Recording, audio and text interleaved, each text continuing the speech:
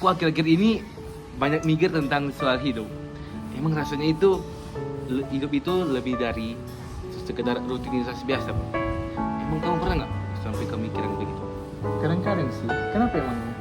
Aku tuh mulai ngerasa hati itu butuh arah rohani, bro. Dari situ aku belajar tentang keselamatan dalam kekristenan. Jujur itu bikin hidupku berubah sih, bro, menurut aku. Berubah gimana ya? Jadi hati aku itu lebih tenang. Dan juga aku sadar Tuhan itu mengasihi kita. Akan tetapi juga dosa itu bikin kita jatuh dari Dia. Oleh karena itu, Yesus datang mati dan bangkit untuk menebus dosa kita. Oh gitu ya bro. Ya, dan waktu itu kita percaya sama Yesus. Hidup kita itu mulai dipulihkan. Dan juga ada rasa damai yang sangat-sangat beda sih, bro. Makanya aku pengen kamu juga mengetahui hal ini, bro. Oh iya bro, makasih ya udah cerita. Aku kayaknya mau tahu lebih banyak nanti nih. Oke, siap, bro. Kapan saja aku bisa ada kok buat kamu. Oke bro, siap.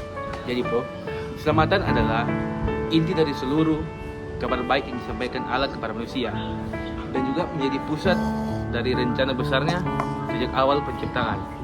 Nah, menurut Alkitab juga mengabarkan bahwa manusia sejak kejatuhan pertama hidup dalam kondisi berdosa, bukan hanya dalam bentuk perbuatan, akan tetapi juga sebagai keadaan hati yang terpisah dari Allah.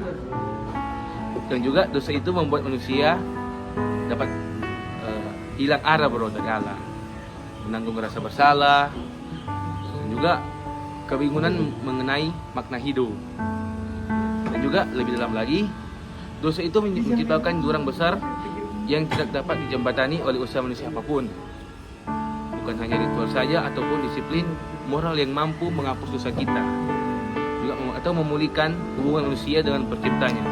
Oleh karena itu, keselamatan adalah kebutuhan paling mendasar dalam hidup manusia. Gitu ya.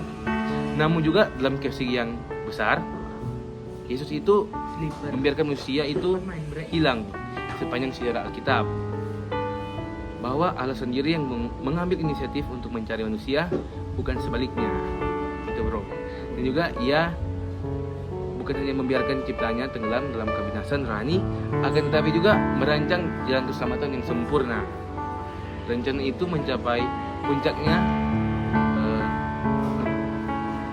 Ia mengutus anaknya itu, Yesus Kristus, untuk ke dalam dunia. Salib itu kan. Nah, dan juga Yesus datang bukan hanya sebagai guru atau moral, dan Iya. tetapi juga sebagai juru selamat yang itu hidup tanpa dosa. Iman itu yang mengenapi nubuat, dan juga yang akhirnya menyerahkan nyawanya itu di atas kayu salib. Gitu ya. Melalui kematiannya itu, Yesus menanggung besar dalam sejarah manusia, bahwa kasih dan keadilan itu dipertemukan dalam satu tindakan yang sempurna, bro. Nah, dalam kebangkitan Tuhan Yesus juga pada hari yang ketiga itu menjadi bukti bahwa kuasa maut dikalahkan, bahwa dosa tidak lagi memiliki kuasa atas manusia yang percaya, dan bahwa jadi keselamatan bukan sekedar harapan kosong. Kebangkitannya memberikan kepastian bahwa hidup baru itu sangat-sangatlah nyata, bro. Dan juga menurut Efesus 2 ayat 8-9 menegaskan bahwa keselamatan itu diterima melalui iman, bukan karena usaha atau perbuatan baik. Dan juga iman itu bukan sekedar pengetahuan atau persetujuan intelektual, bro, akan tetapi juga sikap hati yang bersandar sepenuhnya pada karya Kristus dan juga menyerahkan kepadanya sebagai Tuhan, bro.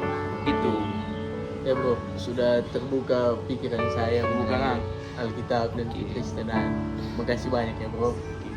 nanti kalau butuh bantuan aku pasti akan menyelamatkan kamu, bro. Siap. Oke, mantap.